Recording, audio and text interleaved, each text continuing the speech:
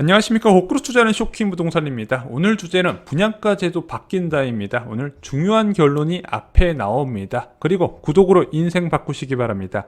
자, 지난 금요일에 한 언론사에서 권영택 주택도시보증공사 사장 인터뷰 보도를 했습니다. 먼저 이 주택도시보증공사 허그는 뭐 하는 데냐? 주택에 대한 분양보증, 임대보증금 보증, 조합주택 시공보증 등의 보증 업무를 주로 하는 데다, 이렇게 보시면 될 것 같아요. 자, 그런데 기사에서 중요한 언급이 있었어요. 자, 기자가 건설사들이 허그가 실시하는 고분양가 심사를 통과해야 하는데 불만이 많다, 이렇게 질문을 한 겁니다. 그랬더니 권영택 사장이 지금은 부동산 폭등기지만 조만간 테이퍼링이나 금리 인상이 시작되면 부동산 경기가 급락할 수 있다. 너무 높은 가격에 분양을 받으면 이자 부담 증가로 서민들이 힘들어진다. 가계부채에도 악영향이다. 이는 건설사에도 안 좋은 영향을 준다. 그래서 순기능이 있다고 본다. 맞는 이야기예요. 그리고 나서 추가 질문이 있었습니다. 허그가 제시하는 분양가격과 시세와의 괴리가 크다는 목소리가 있다, 이랬더니 답변은 어떻게 나왔냐? 그런 현실이 있는 것으로 안다. 현실을 반영할 수 있도록 개선할 부분이 있는지 들여다보고 있다, 이렇게 답변한 겁니다. 이게 굉장히 중요한 내용이에요. 자, 먼저 허그에서 시행하는 분양 보증이 무엇인지 살펴볼 필요가 있습니다. 자, 재건축이나 재개발 같은 정비사업장을 예로 들어볼게요. 자, 일반적으로 정비사업장은요, 조합원들이 토지를 제공하고 일반 분양자의 분양대금을 건축비로 활용하게 됩니다. 자, 그런데 분양자들이 당첨됐다고 바로 돈이 생기나? 돈이 어딨어요. 자, 그래서 일반 분양자와 조합원들이 분양대금을 한꺼번에 납입하는 건 불가능하기 때문에 은행에서 대출을 해줘야 됩니다. 자, 그런데 은행에서 대출해 주려고 봤더니 못 해주겠어요. 왜? 분양권은 등기가 안 되는 상품으로 금융권에서 담보로 잡기가 어려운 겁니다.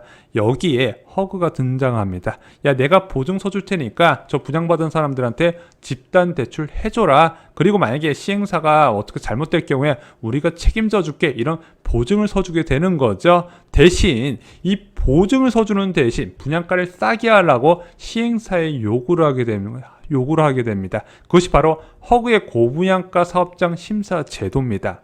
자, 현재 규제 지역에서 적용되는 분양가 심사 제도는 두 가지예요. 먼저 분양가 상한제 제도가 있습니다. 원래는 공공택지에만 적용되던 것이 작년부터 민간택지 분양가 상한제라는 이름으로 수도권의 322개 동에 적용이 되어 있습니다. 그리고 아까 말씀드렸던 허그의 고분양가 사업장 심사 기준이 있는데, 자, 규제 지역으로 지정된 곳 중에서 분양가 상한제에 적용 안 되는 지역에 이 허그의 고분양가 심사 기준을 적용하게 돼요. 자, 그런데 여기서 새로 도입된 민간택지 분양가 상한제는 왜 도입이 됐냐? 이 허그의 고분양가 사업장 심사 기준보다도 더 강력하게 분양가를 낮추려는 목적으로 만들었거든요. 그래서 5에서 10% 정도 더 낮추려고 전 국토부 장관인 김영민 국토부 장관이 도입을 했습니다. 자, 그런데 올해 1월에 그 기대가 무참히 무너졌어요. 자, 반포 원베일리 분양가 사태 잘 아시죠? 2020년에 허그의 고분양가 심사에서 평당 4,891만원을 책정받았는데 1월에 민간택지 분양가 상한제 적용받더니 5,668만원으로 16% 더 받았네. 자, 원래는 5에서 10% 더 깎아야 되는데 더 높게 받아진 거, 이게 무슨 상황이냐? 그래서 저희가 영상 많이 올려드렸었죠. 자, 이번 사전청약에서도 똑같은 현상이 나타났습니다. 2020년 7월에 분양한 산성역 자이 프로지오 평당 2,182만원이었습니다. 얘는 허그의 심사를 받았어요. 자, 그런데 이번에 분양가 상한제가 적용된 사전청약에서 복정 1지구가 평당 분양가격이 2,700만원이 책정된 겁니다. 20% 이상 뛰어 올라간 거예요. 1년 만에. 자, 무엇인가 교통정리가 필요할 때가 됐습니다. 왜냐? 자, 이게 고분양가 사업장 심사 제도하고 분양가 상한제하고 도대체 목적이 뭐냐 불분명해진 거죠. 그래서 작년 2월에요. 변창 국토부 장관이 이 분양가 제도를 한번 뜯어 고치려고 했었습니다. 자, 그런데 3월 달에 LH 투기 의혹 사태로 사퇴를 해버렸죠. 그 이후로 깜깜무소식이었습니다. 자, 그런데 앞으로 어떻게 바뀔지 좀 예상이 됐던 부분이 있었어요. 제일 처음은 4월에 국토부가 사전청약 관련된 기자간담회를 하면서 사전청약 시세가 주변의 시세의 70에서 80% 수준으로 책정을 한다고 이야기를 한 겁니다. 공공택지에 공급되는 분양가 상한제 주택이 주변 시세 70에서 80%? 그리고 7월 달에 노영호 국토부 장관이 언론사와 인터뷰하면서 이런 이야기를 해요. 로또 청약이 우려된다는 이야기를 하게 됩니다. 자, 주변 시세보다 너무 낮아도 문제가 된다는 거죠. 그래서 주변 시세와 너무 괴리가 나지 않게 분양가를 조정하겠다고 국토부가 언급을 한 겁니다. 자, 그럼 가장 강력한 분양가 통제 수단인 분양가 상한제에서 주변 시세를 더 반영한다면 어떻게 될 것인가? 지금 민간택지 분양가 상한제에서도 이렇게 주변 시세를 반영한다면은 그거보다 약한 분양가 통제 수단인 허구의 고분양가 심사는 어떻게 하냐 이거죠. 근데 지금 아이러니하게도 지금 제도만 보면은요, 허구의 고분양가 심사 제도가 더 강력한 통제 수단입니다.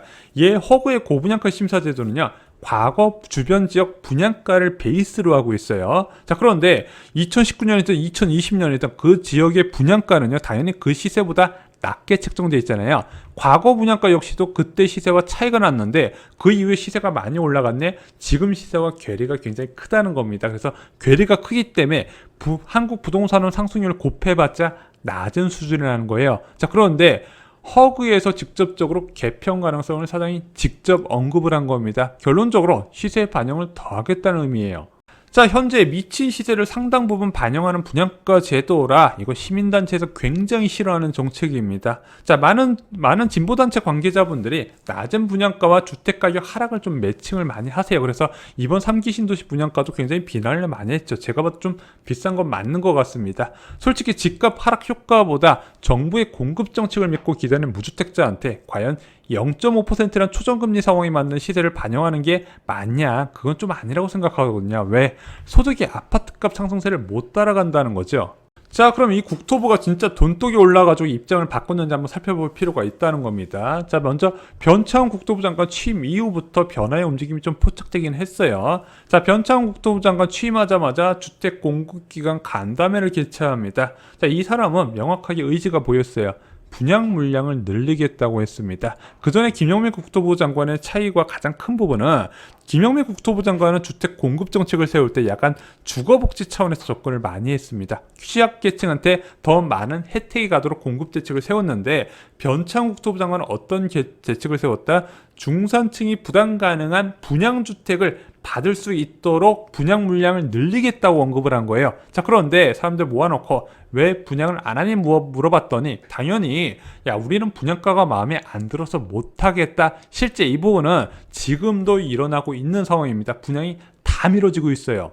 자, 그 이유가 무엇이냐면요, 금리가 낮아지면서 시행사들이 일반 분양을 서두르고 있지 않습니다. 아까 조합원들이 토지를 제공하고 일반 분양자들이 건설비를 부담한다고 했는데 일반 분양자들한테 분양대금을 받아서 건설하는 게 아니라 그냥 우리 시행사가 돈 빌려서 아파트 짓고 나중에 분양하자, 그것이 이자 비용보다 훨씬 남는 장사다, 이렇게 얘기가 되는 거죠.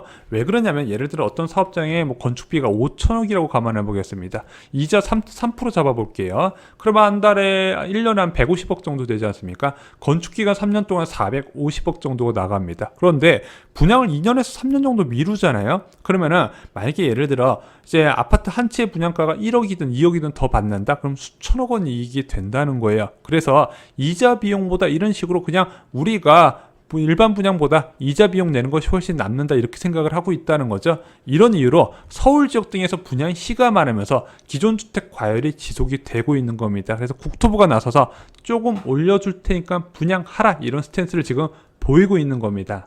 자, 그래서 쇼킹 부동산 개인 전망 한번 조심스럽게 해보겠습니다. 지금 민간택지 분양가 상한제 70%, 80% 얘기가 나오는데 저는 70% 전후로 반영을 할 것으로 보입니다. 그럼 허그의 고분양가 심사는요, 70에서 75%까지 올라갈 가능성이 있다는 겁니다. 한번 조심스럽게 제 개인적인 전망을 해본 겁니다. 추가 발표되면 빠르게 좀 정리를 드리겠습니다.